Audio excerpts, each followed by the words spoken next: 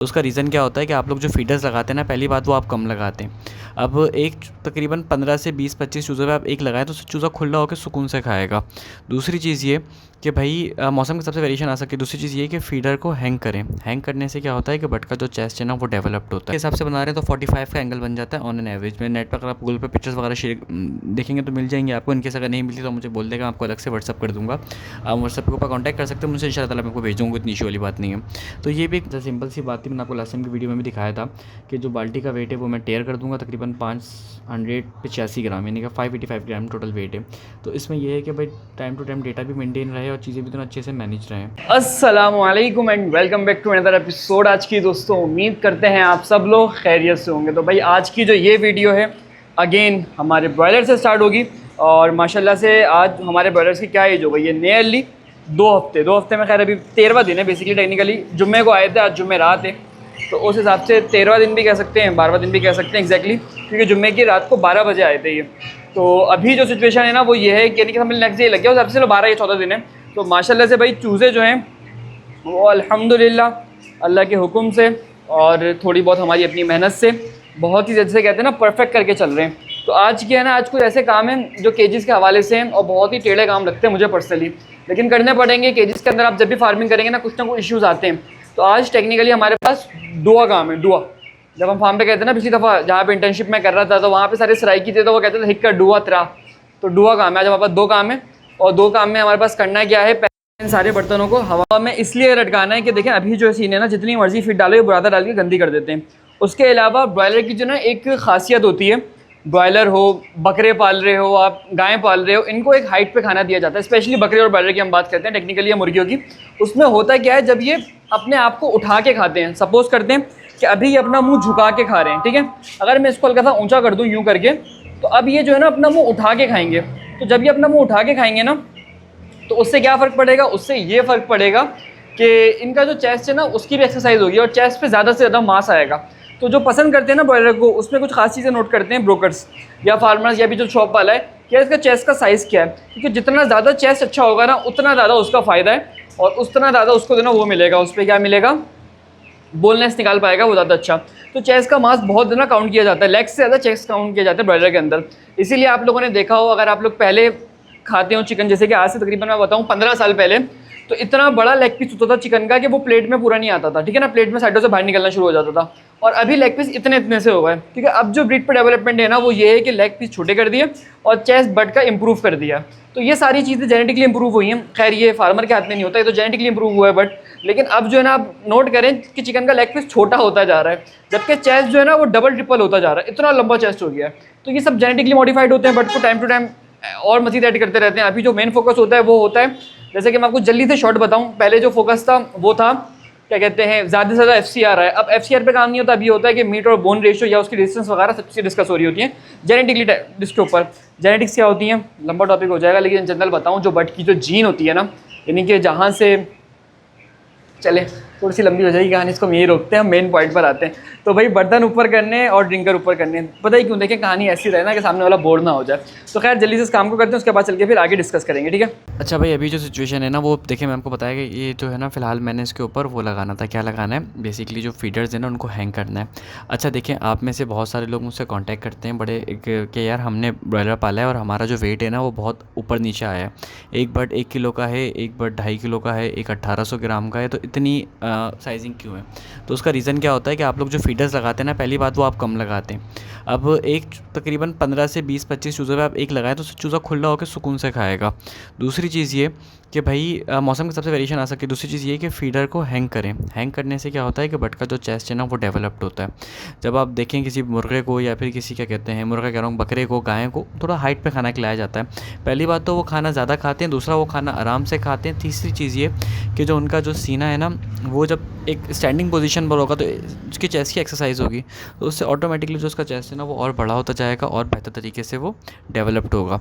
तो इसलिए कुछ मामूली सी चीज़ें होती हैं जो इंसान मिस्टेक कर रहा होता है, जो मैं सोचा कि आपको समझाऊं। खैर हमारी भी जगह अच्छी खासी बड़ी हो गई है फ़िलहाल, क्योंकि मैंने एक एक्सपेरिमेंट के तौर पे इसको रन करना है। होपफुली देखते हैं क्या बनता है।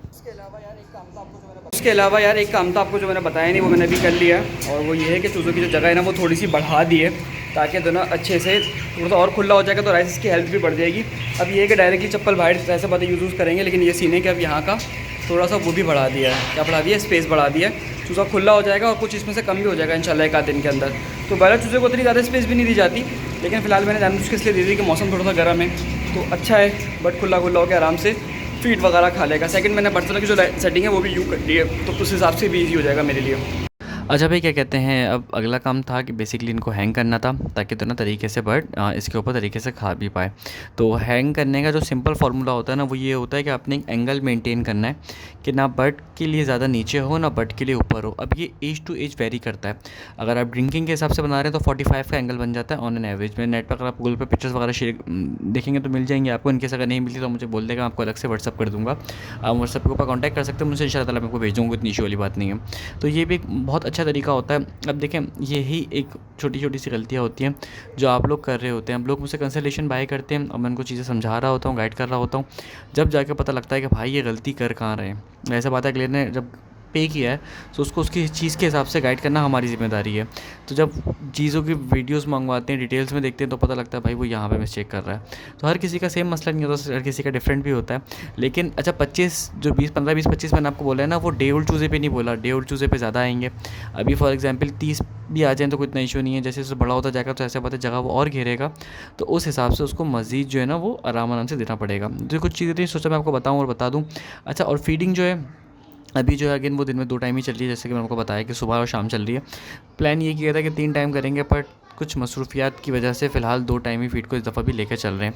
इंशाल्लाह नेक्स्ट टाइम क्या पता उसको एडजस्ट करें थोड़ा सा और उसको देना बेहतर तरीके से गाइड करें। तो माशाल्लाह से अभी चूज़ा अच्छे से डिवाइड हो गया और माशाल्लाह से देना अच्छा, जिसे कहते हैं ना ग्रोथ वगैरह के हिसाब से, पॉइंट के हिसाब से माशाल्लाह अच्छा चल रहा है। मेरा फर्स्ट एक्सपीरियंस मज़ेदार फ्लॉग पर है, लेकिन अल्लाह का शुक्र है अभी तक बड़ा कर रहा है मैं, बड़ी बेहतर चीज़ें चल रही हैं। तो फिटिंग भी हो गई है बर्तनों की, सॉरी चूज़ों की फिटिंग नहीं, बर्तनों की फिटिंग भी हो गई। चूज़ों ने माशाल्लाह से फीड भी खा ली है। अब रह गया आज का आखिरी काम, वो ये है कि मैंने कुछ चूज़ों का बॉडी वेट करना है और आज चेक कर लेंगे कि चूज़ों की एज क्या वेट आ गई एवरेज। और इसके अलावा कुछ चूज़े जो हैं वो नीचे वाले केजीज़ में शिफ्ट कर दूँगा। मैं तकरीबन 17 होगा, 32 नहीं 32 थोड़ी हुई है, ये होगा 34। तो 34 के करीब चूज़े जो हैं वो बेसिकली यहाँ से पिक कर लेंगे रैंडमली, उनका बॉडी वेट हो जाएगा और साथ में उनको मैं केजीज़ में डाल दूँगा। तो उससे बस फ़ायदा ये होगा कि एक उनका भी एवरेज आ जाएगी और केज वाले बर्ड्स की भी एवरेज चेक कर लेना आज क्या बन रही है। सही है। इन चूज़ों को बेसिकली हमने इन चूज़ों की केज में शिफ्ट करना है और इनका एक ओवरऑल आइडिया भी हो जाएगा। साथ में इनकी तो ना फीडिंग भी कुछ एडजस्ट करनी है कि यार इनका जो वेट है ना टोटल, वो केज में क्या डिफरेंस आया है, फ्लोर पे क्या आया है, क्या फीड कंजम्पशन है, वो सारी चीज़ें भी आपके साथ जो खुद बैठ के डिस्कस करेंगे।